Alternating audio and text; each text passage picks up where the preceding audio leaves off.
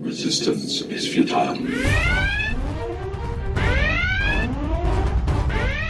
Boldly going where no show has gone before. This is The Week in Geek with David D. Squared and Brian Held. Heard live on News Talk 99.5 WRNO and the iHeartRadio app. Here are your hosts, Brian Held and D. Squared. Greetings, people of Earth. This is The Week in Geek, your source for geek and pop culture news that's trending now. I'm your host, D Squared, along with Brian Held and Skungy. Hey, who let this punk in the building? We have security for a reason. The back door was open. Oh, well, they said that it was free coffee, so they don't lie. Well, let's set up the show real quick. All right. We'll start up with top nerd news as always, and then Skungy snuck in the building, so we'll have to do Skungy's pick of the week. Right. But we have guests as well, Brian. Yes, so earlier in the week, I pre-recorded an interview with the new overlords of the Intergalactic Krewe of Chewbacchus, and that's really cool. They're telling us all about the parade. Under new management? Under new management, absolutely. And breaking news, the Brian O'Halloran is the king of Chewbacchus. I got carried away. I started. Brian! He's the queen of Chewbacca. Not the king. Okay, sorry. You're right. So, of course, we've had him on the show before. He's a great guy. And, so we're looking forward to that. And it's go to Chewbacchus.org because it's going to be an awesome party. You should go to Chewbacchus.org, or it's just Chewbacchus.org? Chewbacchus.org. Okay. Go there and get your tickets for the party, the Chewbacca and all. I mean, if you want to march, you can still get tickets for a few hours yet, but yeah, come to the party. It's going to be great. And then we'll wrap up the show like we always do with This Week in Geek History. But Brian, did you have some headlines before? You seemed like I stepped all over you when I was saying. No, it was mostly Brian O'Halloran that I was thinking about. So. Oh, he's not even supposed to be at the parade today. Not even supposed to be here. All right, but first. And now, your top nerd news stories from around the world, brought to you by the Viridian Tea Company. Find them on Etsy. And now, your top nerd news stories. All right, Brian, what's topping us off today? Well, you sent me this article earlier. Did? Yes, you did, about Funko Pops getting their own movie. It's interesting, and I CC'd Skungy in this as well, which is fortuitous that you are here, Skungy, and not fired. You being with GameStop, a purveyor of Funko Pops. I sell the crap out of these things. Here's what my first thought when I saw this movie. It's not as if it's like Lego, they had to almost kind of create not just characters. I mean, some of the characters were already there. Okay. But like with Funko Pops, you have to create a base of a character where I mean, what is a Funko Pop? And I think it's one. This movie has a lot riding on it as to, is it whimsical? Is it murdery? Is it stabby? Is it going to be Lego-esque? Because if they try to do the Lego thing, I guess you follow what's worked before, but it could really, screw them over, though, too. Yeah, I think that the only way that this can go is following that Lego movie formula, right? I mean, just kind of very silly, tongue-in-cheek type deal. There's not a lot of details out currently other than it's in production at Warner Brothers. Oh, it's going to suck. And it's based on Harley Quinn, Darth Vader, Wonder Woman, the Care Bears, Hellboy, Deadpool, Hello Kitty, and My Little Pony. So that's what we got. Right? They've done this before. Actually, they have a couple of short films, like maybe 10, maybe 5-minute long little vignettes and whatnot. They did one with Doctor Strange and Loki. They've done them to promote their boxes, their collector core boxes, stuff like that. Okay. So it's not the first time they've done it, but that was very Lego-esque with the silly tongue-in-cheek. Now at the time, there was no voice acting for it, so I don't know if they're going to add voice acting or if it's all going to be pantomime or whatnot. Well, they're going to have to make it voice because Lego did that in the beginning with a bunch of their non-talking Lego things, and it sucked. Yeah. So they have proven that they can do 5-minute shorts of Funko Pops as mimes. I want Robot Chicken Funko Pop movie. That would be. I think I would rather more adulty, because Lego, I mean, obviously Lego, it targets parents, but it's really for kids, because the parents buy it because it's like, oh, this is really cool. And when my kid's not looking, I'll play with it because that's what I do. But with Funko Pops, I mean, that's more really of an adult thing. Far more of an adult. I mean, the collectors are adults. With them using Deadpool and Wonder Woman Hellboy and Hellboy, I think that's ripe for wiener jokes. So you're saying we need to get Seth Green in here to yes. And then like have him all murdery and stuff. I think it would be. I think if you targeted it towards an adult themed thing, I think that might work better. Now, granted, you're cutting off a big chunk of the kid dollars, but I mean, I don't know. Once again, it's not. I mean, the kids aren't really what spend the money. I mean, this Funko is a hardcore collector thing. I mean, they are people who spend thousands of dollars on one pop. Yeah, look, I mean, as a parent, like I've been buying them for DJ, like he's a little.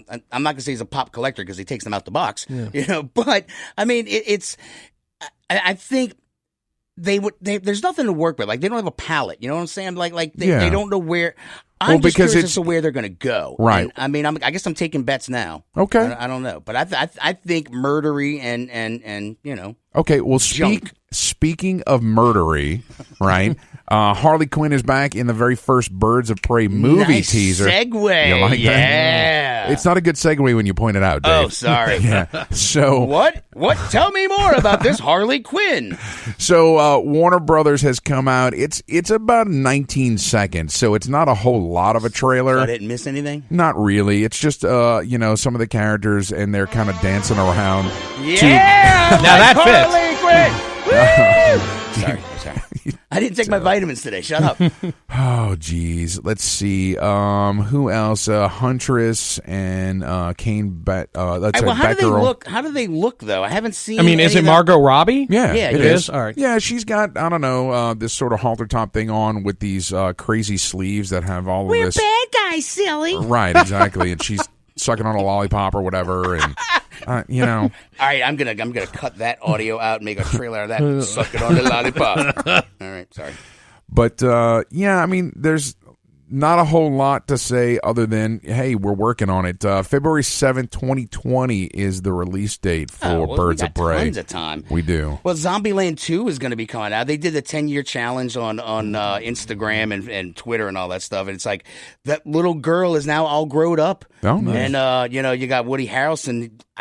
He must be part vampire because he almost looks the same. I guess either that or he's pickled in, whiskey. Rumor is Bill Murray's supposed to be in it as well again. Really? Yeah. Oh, yes. Woody Harrelson must be bathing in the blood of virgins or something. So I guess, I mean, technically, they shot him in the chest. And then they just threw him off the balcony. Yeah. They didn't show them putting a bullet in his head, so he could be a zombie, and that would be awesome. That would be. Yeah. So here's some weird news. Blumhouse is reviving the Universal monsters, starting with the Invisible Man. I love it. I freaking love it. Skungy and I were talking about this before we came in the studio. Remember the Dark Universe when it came out? I was so psyched about it. Dracula Untold was kind of weird and wonky. Bad. It wasn't bad. I liked it personally. I think it needed. I'm not sure exactly what it needed, but I loved the actor, and it was a great set scene piece. I think they tried a little too hard after that with The Mummy, and that was their downfall, trying to build this massive universe with all these has-been actors and just this over-the-top Tom Cruise screaming and, Mr. Gladiator, are you not entertained? Yeah. And we were not entertained, and they crapped the bed for the entire Dark Universe. Blumhouse is scary AF, and I love it. The one sentence in this article that really sticks out to me is that Johnny Depp was previously attached to the Invisible Man, but he will not appear in this film. He's not going to Boom! Well played. Yeah. Well but played. I mean, the guys, you're right, Blumhouse, they worked on The Purge, Happy Death Day, Split Glass, all that. At Universal Studios, they had a Blumhouse Purge birthday haunt. It was awesome. Yeah. I loved it. So the way if they can make it nice and dark and gritty and just make it not like Warner Brothers dark and gritty and depressing, but make it a little more visceral and not just kind of like, hey, we're making a new universe, but it's with monsters. I mean, focus on the damn movie. And then if you can weave in the other plots, weave them in. Don't try to force feed us what Marvel has been so easily attained that DC is still scratching their nuts about. Well, and what you're saying is Peter Kramer, who's the Universal's president of production, basically says that they're looking for now an individualized approach to all of these properties. They were trying to tie him in earlier. They weren't were they? with the Dark Universe thing. Yeah. The plug has been pulled on that. So, I mean, I gotta say, like, I think it's interesting that they're using the Invisible Man because of all the classic Universal movies. That was like the least scary. It was more of like a psychological commentary on the human brain. And you've got the Purge people handling that. Yeah. I like that. But I mean, if they were able to do that and just kind of slowly weave them together, because that's what Marvel did when you really kind of think back to it. They put out the Iron Man.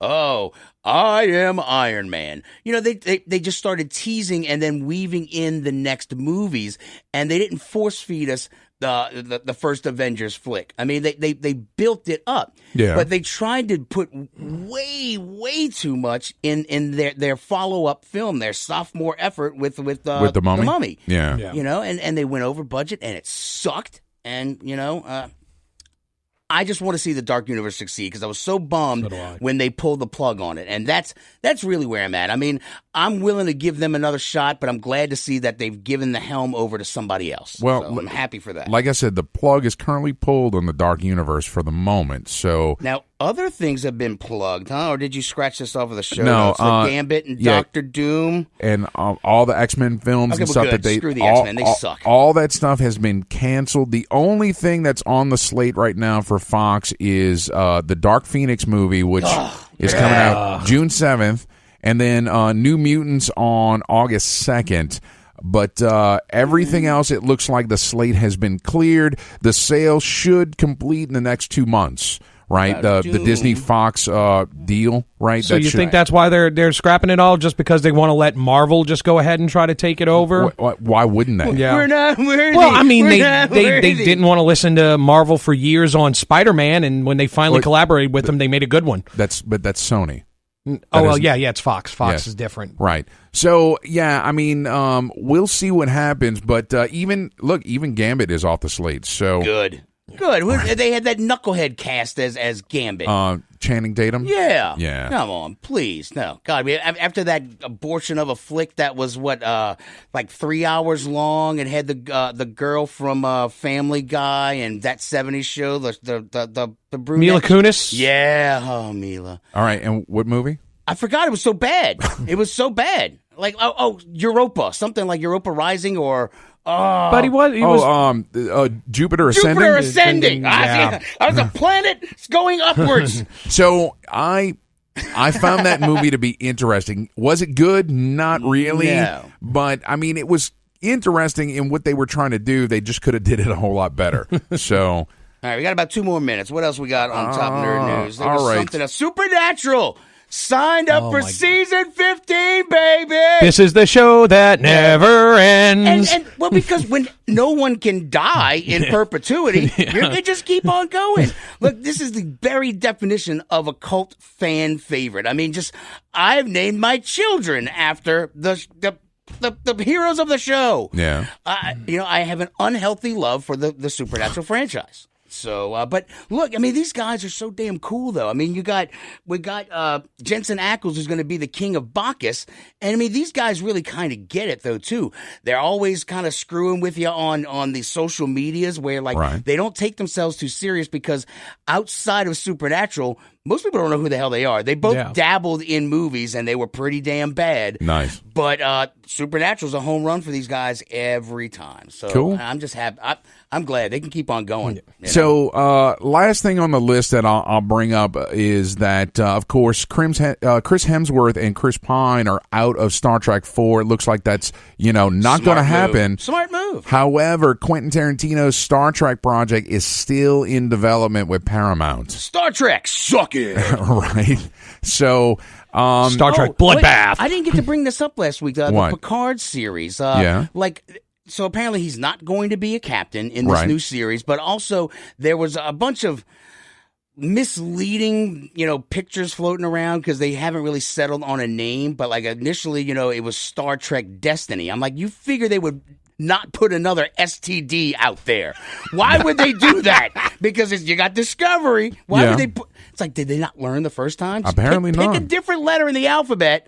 There's enough. I mean, Star Trek Destiny. I mean, I don't know if that's actually going to happen. I mean, that's just one of the internet does what it does. Yeah. You can't control the internet. But, I mean, are you looking forward to Tarantino's version of Star Trek? Balls, yes. Okay. Good Lord, that's man. going to be, if anything, it's going to be interesting to watch. Yeah, it's going to be like, I don't know. I mean, just full of Orion slave girls and sex rings. It's going to be awesome. All right. And then, hijinks Phasers ensue. yes. Set phasers to stunning. And Samuel L. Jackson better show up as a Klingon. Oh, my God, yes. Yes, I like where your head's at, Skungy. All right. All right, when we come back, Brian, we got to talk to this knucklehead Yeah, again. Skungy's Pick of the Week when we get back from these short commercial messages. Guys, stay tuned. You're listening to The Week in Geek on News Talk 99.5 WRNO. Space, the final frontier. Oh, gotta go to break. Boldly going where no bar has gone before. The Bad Wolf is a bar, restaurant, and game shop all in one. You can't beat our specialty drinks, fresh food, and a variety of RPGs, board games, and miniature games for sale or rent. Stop by and hang out, or attend one of our regularly scheduled events, all in a non-smoking environment. The Bad Wolf Bar and Grill is located at 2010 O'Connor Street in Gretna, or find us at badwolfbar.com. The Bad Wolf Bar and Grill, where everybody knows your game. Friends, is your morning tea just not your cup of tea? Then try the tea blends of Viridian Tea Company. At Viridian Tea Company, they sell blends guaranteed to make you think outside the box. With such blends as Tea of the Necropolis, Quantum Mechanics, Spider Witch, and many more, your tea experience will be out of this world. Look for the blends at Tubby & Coo's Mid-City Bookshop, located at 631 North Carrollton, or on Etsy at Viridian Tea Company. Try Viridian Tea Company today. Your taste buds will thank you. You've waited for it, and now it's here. Get your very own Week in Geek Radio Show t-shirt and help support our show. These 100% cotton black t-shirts with the Week in Geek Radio Show logo are going fast. So don't wait. Go to twigradio.com and order your shirt now. Just go to twigradio.com and get your very own Week in Geek Radio Show t-shirt. $15 up to XL, $17 for 2X and 3X. That's twigradio.com. This March 8th through the 10th, CoastCon marks its 42nd annual science fiction, fantasy, and gaming convention in Mississippi's Gulf Coast Coliseum in Biloxi. CoastCon is the longest running and largest convention in Mississippi. Enjoy 3 days of gaming, costumes, shopping, and guest panels with such amazing guests like J. Michael Tatum from My Hero Academia and New York Times bestselling author Stephen Brust of the Vlad Taltosh series. For more information, go to coastcon.org or check out their Facebook page. CoastCon, March 8th through 10th. Don't miss it. Do you have a message or logo that you need the world to see? Then rely on the folks at Gretna Signworks to use their expertise to deliver your design. With over 15 years in business, Gretna Signworks can do commercial and yard signs, banners, screen-printed t-shirts, magnetic signs, vehicle graphics and lettering, and so much more. Gretna Signworks also has an exceptional network of suppliers, so no job is out of scope. Find Gretna Signworks on Facebook or visit them at 2125 Belle Chase Highway today.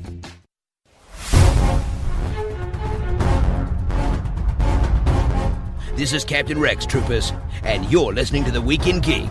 Now move out! Welcome back. This is The Week in Geek, your source for geek and pop culture news that's trending now. This is D Squared along with Brian Held. All right, Brian. It is the most favoritist time of the show.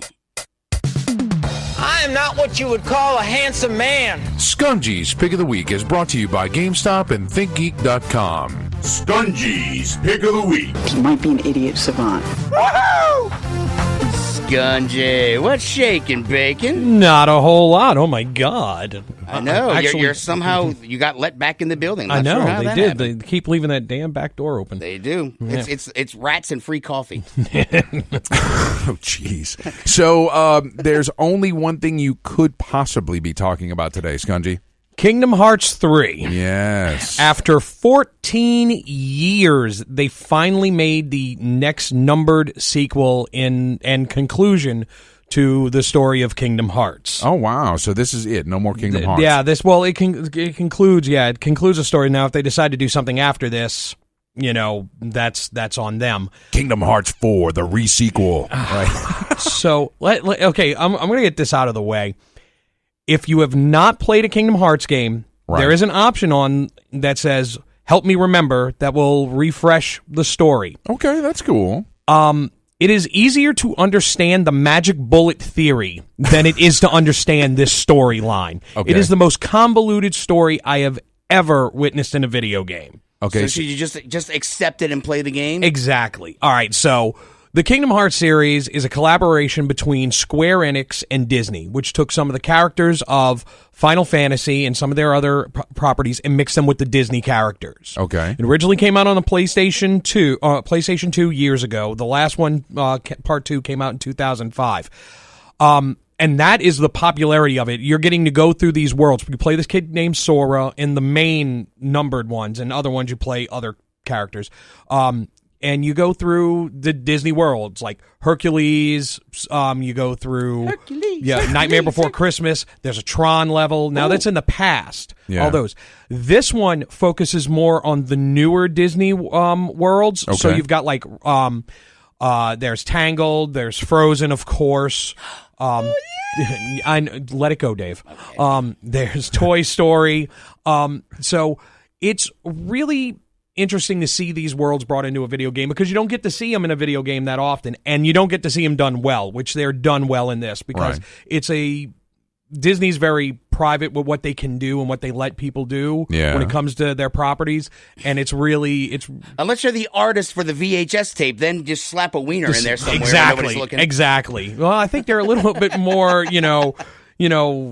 detailed orientated since that. So wait, I'm trying to move past you were talking about the story. Now, I've only played some of the Final Fantasy games, and I mean, does Square Enix do a good job as a whole in Final Fantasy as far as from a storyline perspective? The storylines of Final Fantasy are some of the best stories that you'll ever have in video games. Except 10. Yes. Okay. So the game, what's cool about this game is the combat style. They've redone the combat style. Not redone, but tweaked it, made it better, and it's probably the best combat that the series has ever seen. It's kind of hack and slashy, but it's also RPG where you can, add, armor and rings and potions and everything to enhance your character. There are many different keyblades, which is your weapon, and you can have many different ones that give you a different kind of fighting style, like more of a defense or more of a magic, more of a range, whatever. One of the cool things is that while you're playing through the game, you're attacking enemies, you get these things called attractions.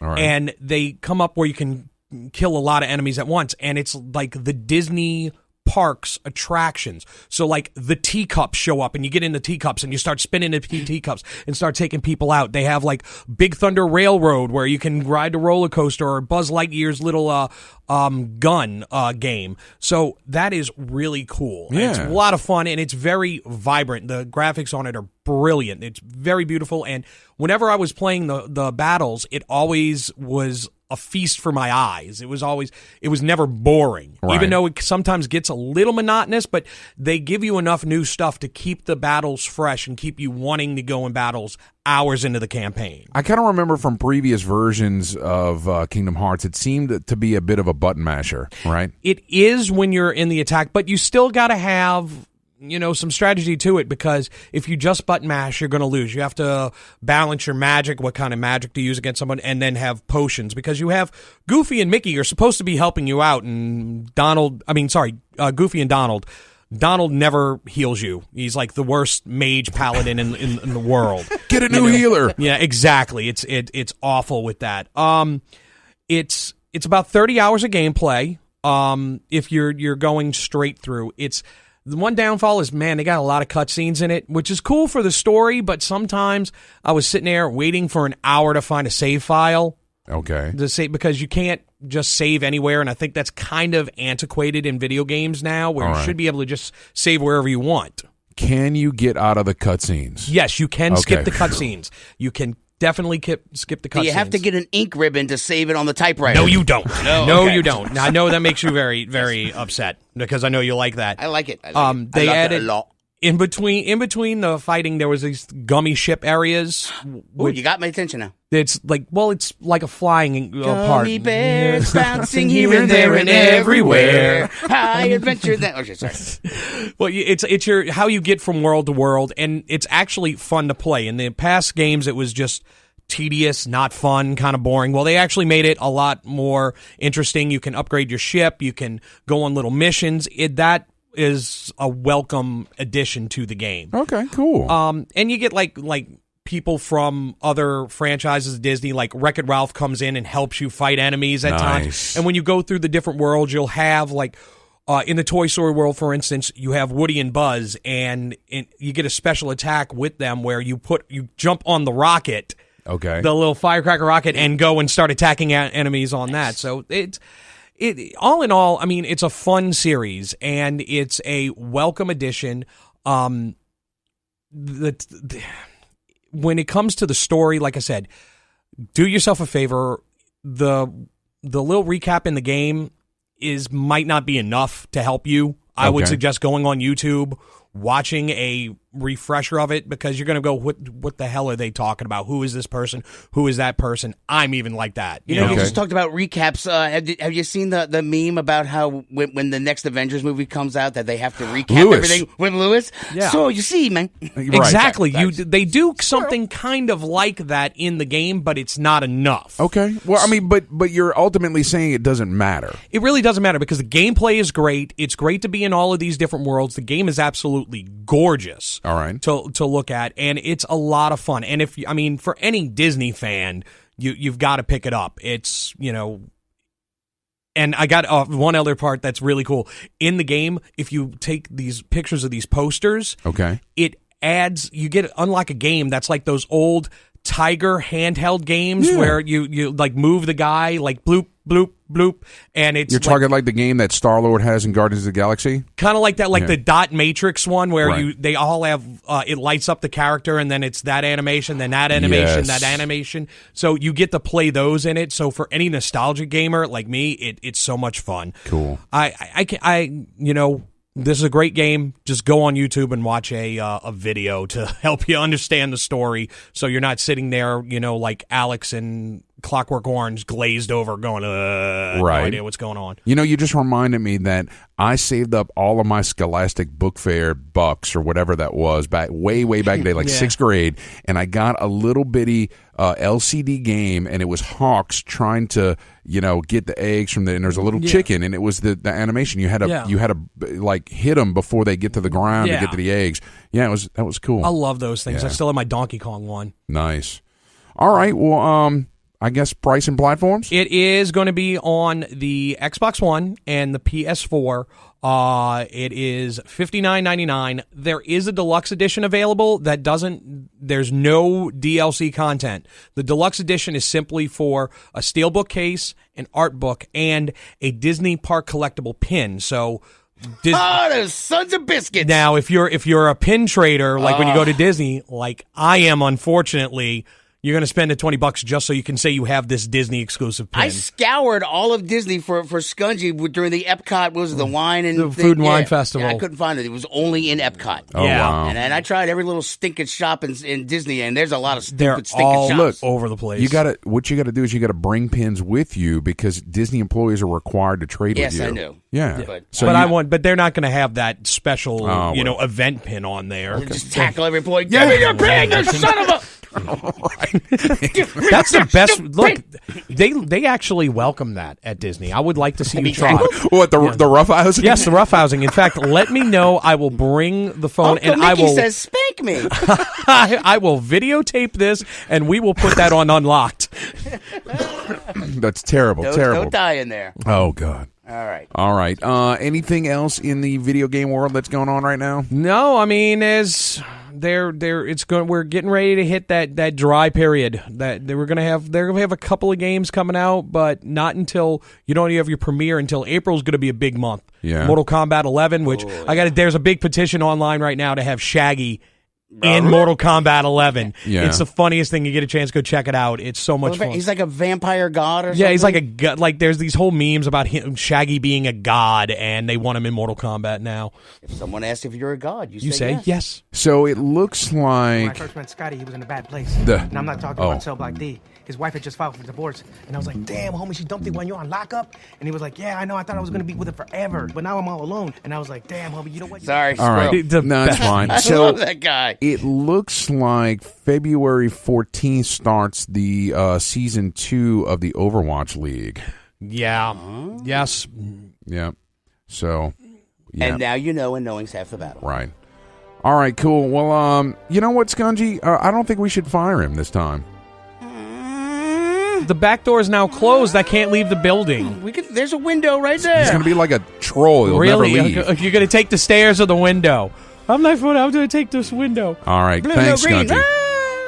Sorry. All right, guys. When we get back, we're going to have our interview with the overlords of the Intergalactic Krewe of Chewbacchus. Stay tuned. You're listening to The Week in Geek on News Talk 99.5 WRNO.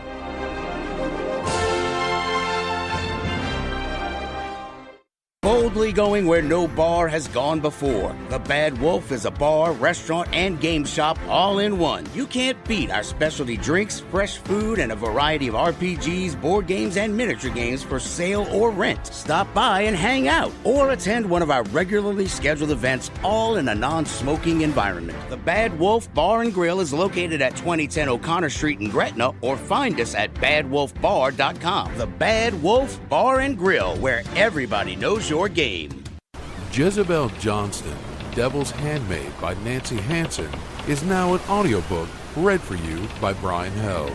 It's a tale of a young girl from Tortuga who disguises herself as a boy and bluffs her way onto a pirate ship, chasing after her one true love, only to find adventure on the high seas.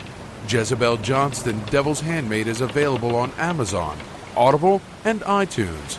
Get your copy of Jezebel Johnston today. Do you have a message or logo that you need the world to see? Then rely on the folks at Gretna Signworks to use their expertise to deliver your design. With over 15 years in business, Gretna Signworks can do commercial and yard signs, banners, screen-printed t-shirts, magnetic signs, vehicle graphics and lettering, and so much more. Gretna Signworks also has an exceptional network of suppliers, so no job is out of scope. Find Gretna Signworks on Facebook or visit them at 2125 Bell Chase Highway today. Friends, is your morning tea just not your cup of tea?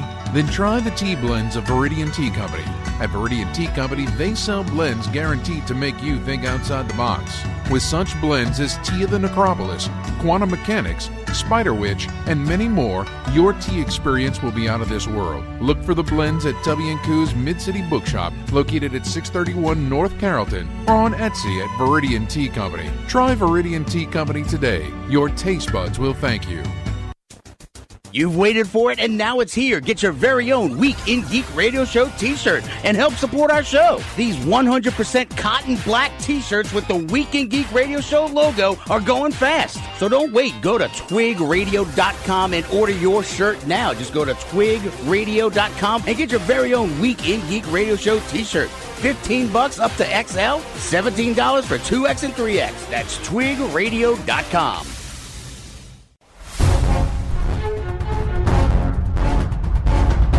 Yeah, this is Sam J. Jones / Gordon, and you are listening to The Week in Geek. You better be listening. I will hunt you down, and I will find you. This is Brian Held with the Week in Geek Radio Show on News Talk 99.5 WRNO, and I am joined by three very special guests, the new overlords of Chewbacchus, Miss Ariana Gamble, Mr. Richard Riggs, and Miss Brooke Etheridge. How are you guys doing? Doing well. Thanks for having us. Doing great. We're so excited to be here. Awesome. So, I can't believe anybody out there might not know, but who wants to take it? What is the Intergalactic Krewe of Chewbacchus? The Intergalactic Krewe of Chewbacchus is the coolest parade in New Orleans, in my humble opinion. We are a sci-fi centered, sci-fi and fantasy, all fandoms, nerddoms, inclusive parade organization dedicated to the sacred drunken Wookiee. Nice. Yeah, we take to the streets for one singular magical night to have our parade, but we are also a 501c3 nonprofit and a religion. Oh, jeez. That's great. Well, we'll dig into that in a bit. So tell me how you're organized, right? You are an umbrella organization, right? There's a number of sub-crews that roll with you. How does that work out? So Chewbacchus, as a mother crew, the three of us help organize all of the events and logistics for the big crew. And then we have quite a number of sub-crews who roll with us in the parade. I think this year we're up to somewhere in the 100 range for sub-crews. And our sub-crews range from, fandoms like Crew to Who, and various Star Wars groups, to Puke, to anything under the umbrella of I want to nerd out to this. Nice. Now, being a lifelong Southern Louisiana individual, I know that Mardi Gras has themes for, different parade crews and stuff. What is the theme for this year's Chewbacchus? This year's theme is Space Farce. Nice. Yeah, we made a whole lot of fun of the whole Space Force thing. That's been great. So, is that the reference? Is it a political thing? Absolutely. Oh, jeez. So I will say one of the things that for me, this is definitely the most political theme we've ever done as a crew. But one of the things that appealed to me was that it also was kind of a nod to Spaceballs and the whole Mel Brooks space farcy feel. Yeah, no, that's definitely awesome. I mean, it fits right in. In fact, Crap did Spaceballs the Parade a number of years ago. I love that. What other kind of plans have you got going on for this year's Chewbacchus? I know royalty, right? We've got some royalty coming. Royalty is still in the works. Right. We are a homegrown organization. We are using our members to make contacts with royalty. And it's presented a few issues this year, but as always, we're marching forward. Yeah, we hope to have that announcement really soon. Okay, that's cool. Can we talk about the one you did announce, or no? No. Okay, fair enough. That's cool. All right, this is going to air on Sunday, February 3rd, so that means in a week's time from when this airs, we're going to be rolling with Chewbacchus, right? What's some of the details on that? Like, where's it going to be and all that good stuff? Oh, that's a great question. So our route this year is the same as 2018. We're going to be lining up on Homer Plessy Way, formerly known as Press Street, and we'll be walking in the Marigny. In general, we make a big block. So we take a right on Esplanade and then a right on Frenchman, take a right on St. Claude, and then we end up back on Homer Plessy Way. Lineup is at 5 o'clock, goes from 5 to 7, and then the parade is at 7. We roll promptly at 7. Nice. And, of course, it culminates at a big party, right? It does, yeah. Do you want to talk about that, Ariana? Our party is going to be so amazing this year. We are still working out some of the details with permitting, but we're going to have a great lineup for music at the Chewbachnal. It is free, of course, or included in your membership for all dues-paying members in Chewbacchus. And then at the door, you can pay for any additional guests that you want to join. And those fees, I believe, are $20 at the door if you're in a costume and $25 if you're a muggle. All right.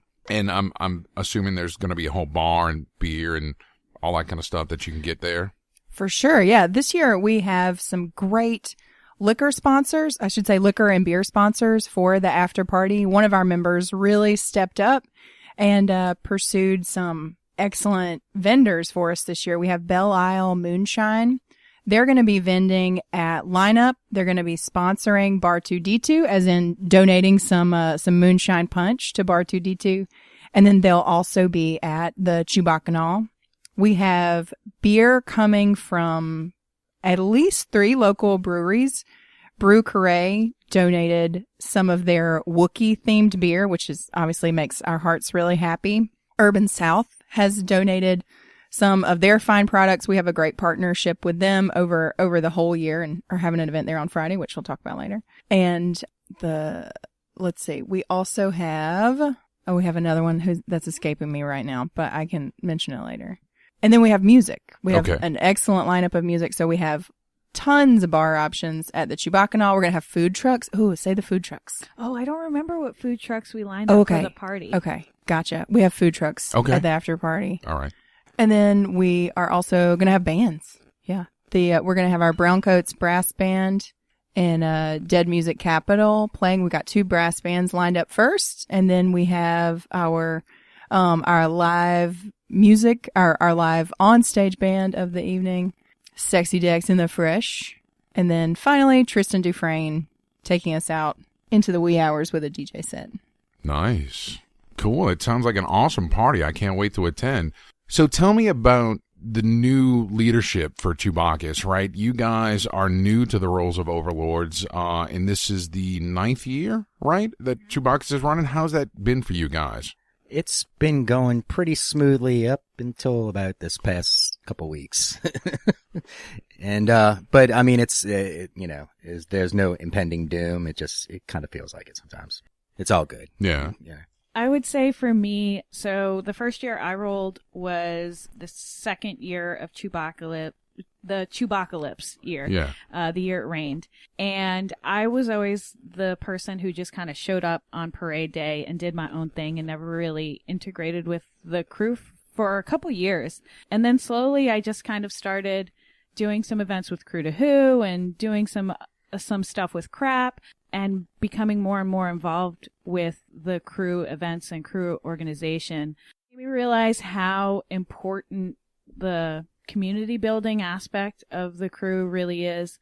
I love meeting so many other like-minded nerds who love spending ridiculous amounts of hours building something beautiful. And so when it came time to decide whether this was going to be for me, leadership position for me, I don't know. It sounds crazy to talk about a parade organization in context of like meaning of life stuff, but it really is. For me, I sit around the table with my family and I craft and we make art together and we brainstorm and we talk about nerdy things. And so making this organization thrive and grow is something that's really near and dear to my heart.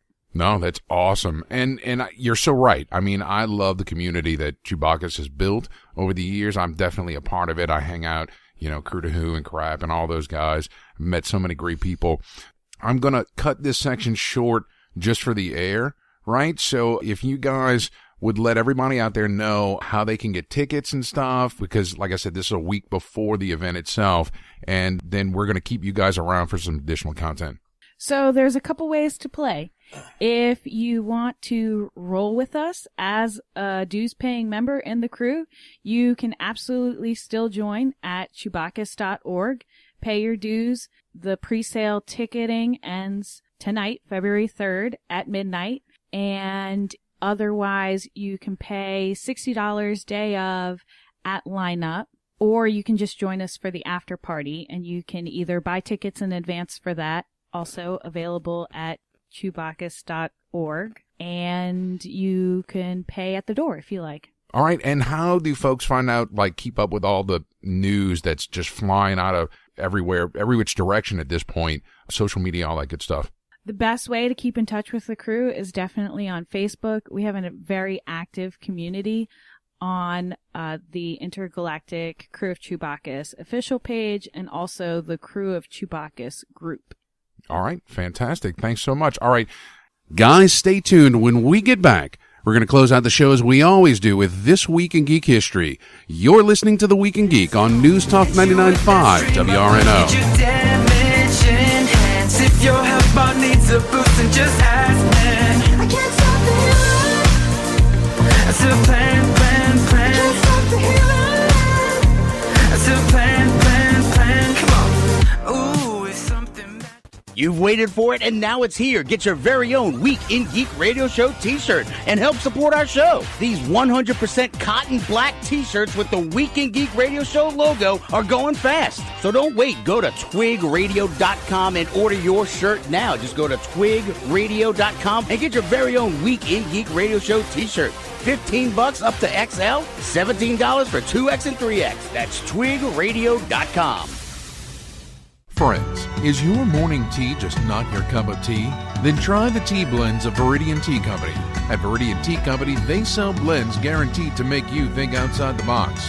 With such blends as Tea of the Necropolis, Quantum Mechanics, Spider Witch, and many more, your tea experience will be out of this world. Look for the blends at Tubby & Coo's Mid-City Bookshop, located at 631 North Carrollton, or on Etsy at Viridian Tea Company. Try Viridian Tea Company today. Your taste buds will thank you.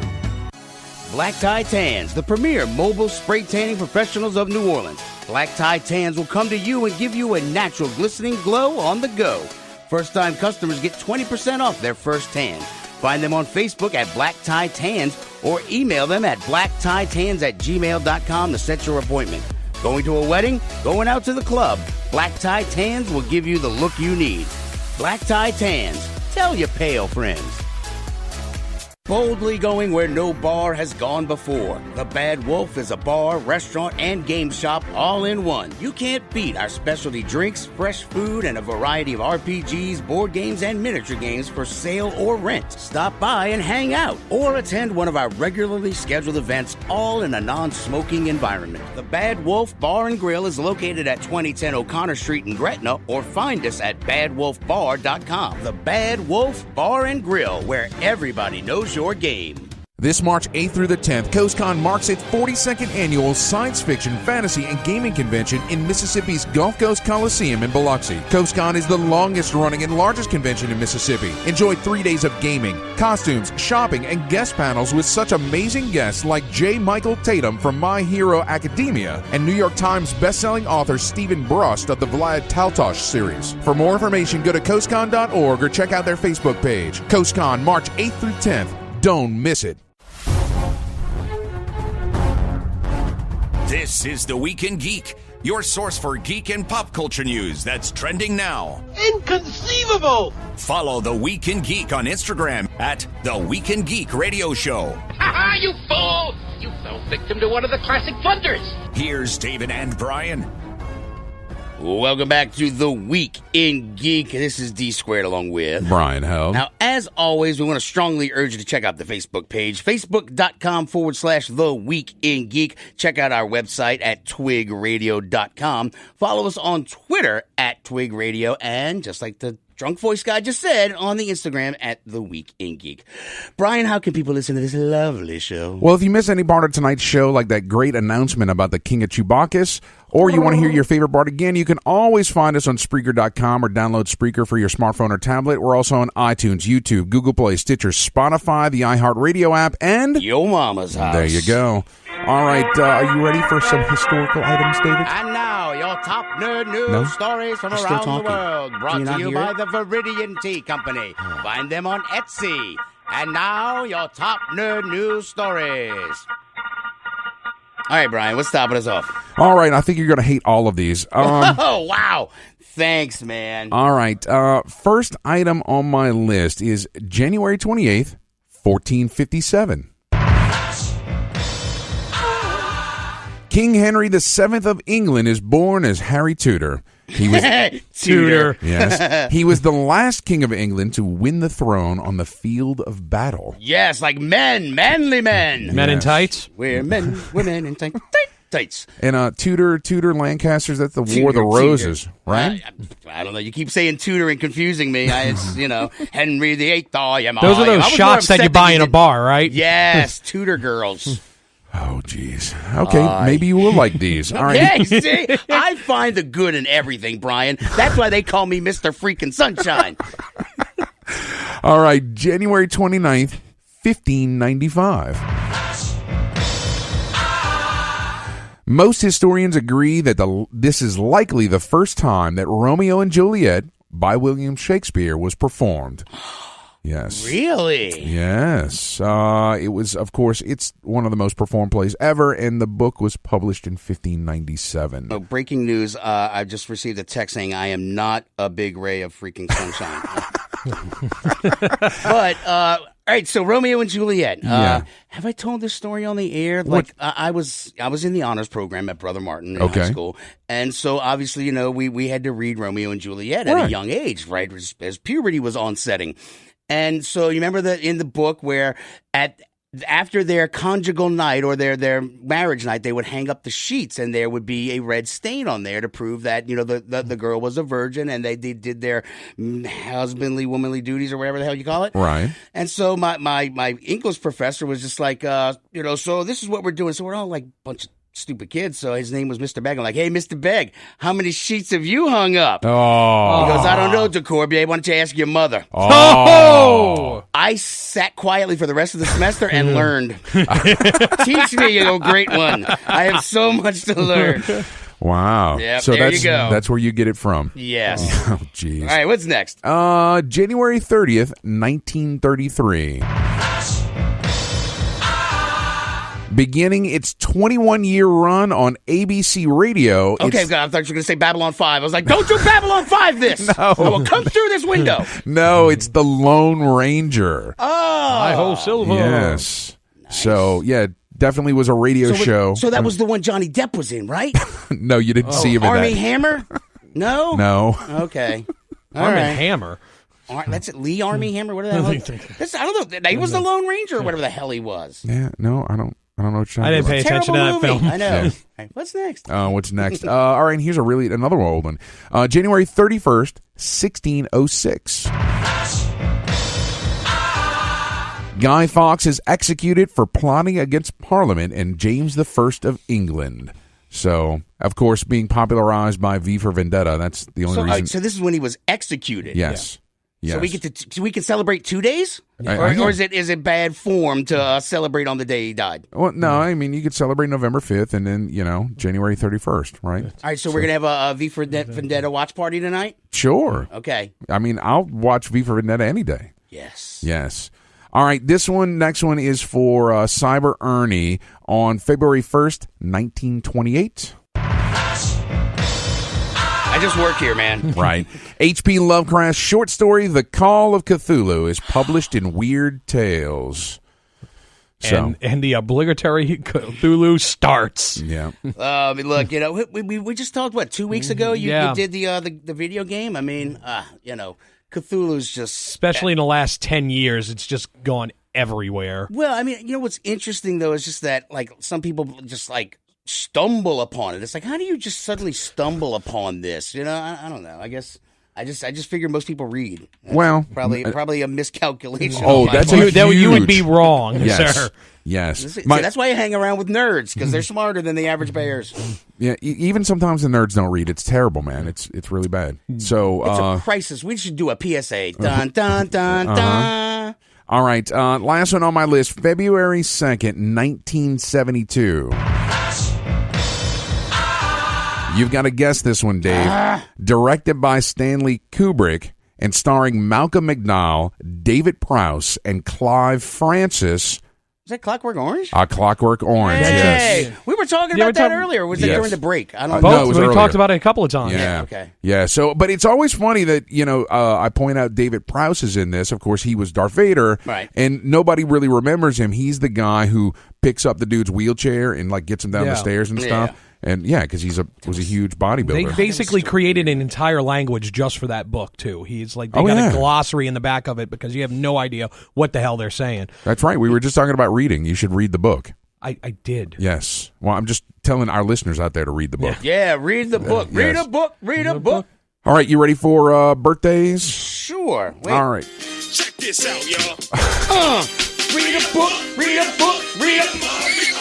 All right, sorry. I haven't played that in like a year or two. Oh, it's been longer than that. God, it's been 2 years. Yeah, we need to bring back Book of the Month, man. We should totally do that. Read, mother bleepers. Yes. All right. On the 28th, Elijah Wood. Happy birthday. Yay. On the 29th, Sarah Gilbert, remember her from, she's, Leslie Winkle in Big Bang Theory? Oh, Darlene okay. from Roseanne? Oh, yeah. Yeah. On the 30th, Christian Bale, right? Never heard of him. Okay. He did a thing with the other thing? Yeah, freaking Batman? Oh, no. I thought it was American Psycho. No. Yeah. Well, yeah. Yes. 31st, Justin Timberlake. Yeah, JT! I love Justin Timberlake. Don't you judge me, America. No. I love him. He had the Jufro back in the 90s. I just love him. And he's in His stuff with Trolls. Lonely Island is the best Yes, stuff ever. absolutely. Dirty Pop. All right, on February 1st, author, photographer, and tea maker Kimberly B. Richardson. Happy birthday. Oh, happy birthday, Kimberly. Yes. When you coming to New Orleans? I know. Right. She Right. And on the 2nd, we're going to see this guy at Big Easy Con, Brent Spiner. So, Are we really? yes, Really? he's coming. Well, we might see him from afar. We can get to interview him, though. Well, we're kind of a big deal, so yeah, I think we're going to do that. Well played. Well Yeah, played. we'll Skungy. try. You are not fired today. Good Yes. on you. all right. So, I am working on our guest booking for next week, so I can't tell you who it's going to be. You're Sorry. fired. You're fired. Skungy fired. Ha ha! You are fired. You're You fired. You're cannot fired. fire me. Nothing would get done. Littering in. Littering in. All right. Till next time, keep your nerd flags raised high. GFL.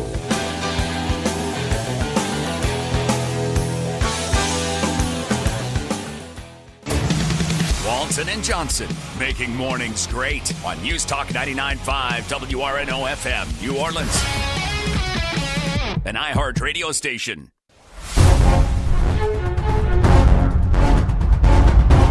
Hello, this is Chris Walken. If you've got a hankering for more cowbell, you can get it on The Week in Geek.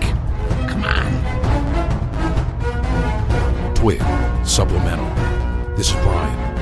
I'm joined by my guests from Chewbacca's The Overlords. Ariana Gamble, Richard Briggs, Brooke Etheridge. Hey gang, how's it going? It's great. Great. We're so glad to be here. Cool? Yeah, thanks for having us. Yeah, definitely. So, now this is extra content. We're just hanging out, having a good time. And I know you guys wanted to talk about, becoming overlords, becoming the leadership of this organization and what it means to you. Ariana, you want to start off? Yeah, so for me, I think it was something that I was kind of like, oh no, is this what's happening? But also, it's an organization that I've dedicated so much time to and I care so much about. So I want to make sure that we're all doing work that makes sure in 20 years from now, Chewbacca still exists and we're still throwing the coolest parties in the galaxy. Richard? So one thing that I had always appreciated about what the original Overlords had created was exactly what Ariana was talking about earlier, the sense of community, but also the how much art, like actual art, that was coming out of the crew in the form of throws and contraptions, and really the throws. When you look at some of the throws that are coming out there, I mean, they are absolutely works of art, and I really did not want to see that go away. And when I was approached, as far as becoming an Overlord, my mind was like, if it's that or the crew going away, then I absolutely will take this mantle, because it's way too important for our nerd culture in the city and really for the city in general. I mean, this is an important parade. It provides, the experience of Mardi Gras, just like the mission statement says, to people who would never, ever get to join, a Mardi Gras crew. Right. Oh, definitely. Definitely. Well, I have some questions along that, but Brooke, why don't you go ahead and tell us? Sure. Yeah. So I joined Chewbacca's later than my fellow Overlords because I was spectating and watching their beautiful artwork. I am a less physically artistic person than they are. I'm not. My first impulse is not to craft and create.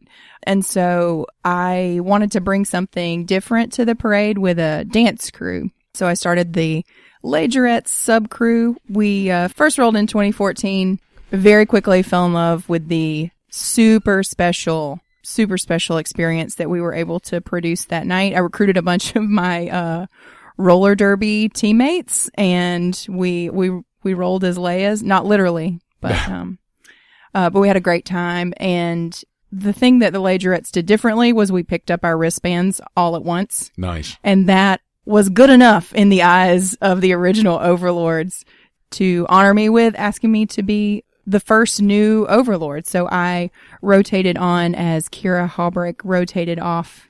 Thank you, Alien Grandmother. Nice. And we've been going strong. So this will be our first year as the 3 new Overlords of Chewbacchus. Yeah. And, I immediately started thinking about the fact that, the Lagerettes, you guys got to do so much at Wizard World the other year, like right after Carrie's passing. Tell us about that real quick. Oh, that was amazing.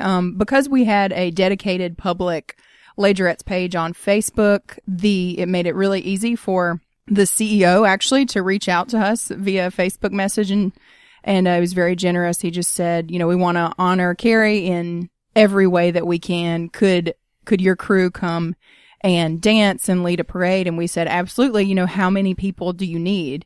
And they said, well, how many do you have? And so they gave us complimentary tickets for our entire group of 100+ people. Wow. They're very generous. We led the parade, and it was special. Yeah. Really special. No, that's cool. I mean, there's so many cool things that Chewbacchus does do in the community. Now, before we dig into that, Richard, you brought up something very interesting. It's about the artistic nature of the throws. And I think that's something that's important for folks to understand, is that this is not some crazy super crew that's getting stuff from China to just throw en masse to folks. Right. And I think that people, especially locals who attend parades, sort of have that impression of Mardi Gras, that there's just going to be a lot of plastic and doubloons flying at you. But these are all works of art, right? Ever going to find somebody who got a throw from any subcrew in Chewbacchus, throw it on the ground, or actually ever lose it. They have it on their mantle. They have it wherever their little nerd shrine is. That's something that they keep forever. They're all that special. We don't have floor beads at our parade. That's not a thing that happens. But I have people that will reach out to me, or when I see something from years past come up on Instagram and I see, oh, I made that. I'm so glad you had it and you got it and you showed it off, and they still have it on a mantle years later, and they're like, this is my favorite throw I've ever gotten.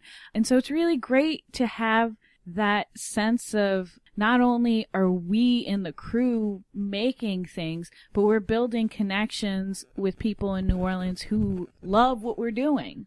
Yeah, and it also is part of our mission statement from the beginning. We wanted to be a green parade that generated very little waste and had a fairly small impact on the environment, as opposed to some of the bigger crews that do a lot of imported throws and things. So we decided to hand make everything. We encourage people to limit packaging of throws or don't have any packaging at all, and also to carry waste containers with them on the route. So every subcrew has a way to dispose of what little trash they generate. So hopefully we're leaving the route as good as we found it. No, that's great. Although, now I'm kind of thinking about it. New Orleans measures how many people attend at Mardi Gras based on the tonnage of trash. So you're throwing those numbers off by being super green. Yeah, well, like many things, we are weird. No. But we bring up the awesome scale to 11. Absolutely. No, and you're so right about the throws. In fact, 2 days ago was the throw swap meet where all the subcrews got to meet together and trade different throws. I still have my St. Jane bottle opener from Chris Romero. That's my one treasured throw is that one. I love that thing so much. So tell me, we talked about community. Tell me about some of the things that Chewbacchus does for the community throughout the year. So our throw swap is an event that benefits Second Harvest every year. We have a raffle that people can bring in a canned good in exchange for a raffle ticket, or buy a ticket for a raffle ticket. And we get a lot of donations for all kinds of cool things in the raffle to entice people part of the new Overlords vision will be partnering with different, I don't want to say different charities, because we might still support some of our current charities, but we're also thinking about reaching out to different communities of people. We're trying to get more involved with the Marigny Neighborhood Association, for example, and we're always thinking about schools in the Marigny and Bywater that could benefit from an event that we have where we raise money or we take up donations of one type or another. So that's one way that we're thinking about charity moving forward. We're also planning on having some standalone fundraisers throughout the year, and I'm sure that charities will be a part of those as well. Oh yeah, and of course, I mean, I almost forgot because they're such a part of the crew. The Stomp Troopers are a sub-crew of differently abled folks, literally. Right. It started out as an autism-friendly sub-crew, but it's evolved into mostly a sub-crew for kids with sensory issues. And they get to wear super cool costumes that resemble stormtrooper costumes. Right. They get to play drums, and they get to march with Prez Hall. Yeah. So that's one of our outreaches that actually happens on parade night. No, that's cool. I should have thought about it myself. I emceed a charity event for them at the Den. So, yeah, no, it's good stuff. Now, you know, we have our local community, right? But Chewbacchus is really sort of a worldwide phenomenon to a degree. Are we still getting crews from outside the Louisiana area coming down? We get people still from all over the place coming to roll with Chewbacchus. I think this year we hit a little bit of a snag just because we had a different roll date than we were anticipating. And so we did have some folks who had kind of penciled in the original date and weren't able to come into town for our new date. But one of my favorites, who is now, I think, a staple of the crew, is the Pink Wookiee. Oh, yeah. So he comes into town with his whole posse, and Is he from Arizona? I can't remember. I think he's from Arizona. Cool. But there's another Chicago crew that just registered like 3 days ago, too. Nice. Yeah, I know we had some French Canadians one year. There's a NorCal and a SoCal, you know, Chewbacchus contingent. And yeah, there's people everywhere. It's great. One of the things that we talked about when we kind of got started was where Chewbacchus is going. I know you guys are excited. You mentioned something about next year. So where's the direction of Chewbacchus going? So we, as Overlords, want to see Chewbacchus continue to grow and to continue to become more part of the fabric of New Orleans and the fabric of Carnival, Mardi Gras. We are going to continue our charitable efforts. Specifically, we've talked about having an annual comic book drive, which dovetails nicely, for children, not for adults. Right. Which dovetails nicely with our little free library that we've had historically. And then also with the New Orleans Public Library's participation in Chewbacchus. They actually roll with us every year, usually close to a Harry Potter subcrew. Nice. As requested. So we're going to make some literacy efforts. Then things like our Second Harvest donations will continue. And then kind of moving away from charity, we're going to try to be a presence, a big presence at the nerd events around town. So we were at Wizard World Comic Con earlier in January, and then we're going to be at Big Easy Con this year. So we're just looking forward to being the people that you think of in New Orleans when somebody says nerd. Nice. All right. And Richard, any last thoughts from you? Okay, so we wanted to talk about a special situation that is looking forward to 2020. And what year will that be for Chewbacchus? That will be year number 10. Nice. So we're looking ahead for our 2020 royalty, and we figured the best, probably the coolest and the most change the game way that we could possibly think of to choose royalty would be to choose royalty from the spectators of Chewbacchus. Cool. All right. So the idea is that we have 42 special throws, and if you're lucky, and it's not only there's going to be a little bit more than luck. We're gonna ask you a few questions before we give you that throw. And should these people be in costume? They should definitely be in costume. Mm-hmm. A bandolier would help. We'll be able to pick out the right people. You get the throw, There's going to be some instructions in that throw. It's basically going to be a pocket shrine that you get. Okay. Inside the pocket shrine, there will be instructions for what you can do next. Basically, it's going to kick off a Willy Wonka meets X-Files type of mystery that you need to solve and work your way until you are the winner and you become royalty of Chewbacchus 2020. Wow, what a great anniversary game to play with the community. That's fantastic. Right. Yeah. All right, cool. Ariana, any last thoughts before we get out of here? I'm just so excited. Right. And last shot, Brooke, anything else? I'm really looking forward to February 9th. I might be looking forward to February 10th a little more. No, that's not true. All right, so one more time. That's February 9th, 7 p.m. to 10 p.m. You can go to Chewbacchus.org to find all the information you need and to get tickets, and that's probably the best way. And just a few more hours to get them. And then at the parade route, $60 at the parade route and $20 at the door for costumes, right? Is that right? And then $25 if you don't have a costume for the Chewbacca party. That's going to be a blast. So, all right, guys, thank you so much for taking the time with us today. Oh my gosh. Thank you for having us. Yeah. All hail. Fantastic. All right, guys, you've been listening to The Week in Geek on News Talk 99.5 WRNO. Ain't got no surprise on me. Call me so amazing, so spectacular. Do all that a spider can do. Web shooters up on my wrist. You know I make it go thwip. That's how I live that Spidey life. That Spidey life. That's how I live that Spidey life. That Spidey life. I'm taking hits that hurt my ego. Vulture, where did he go?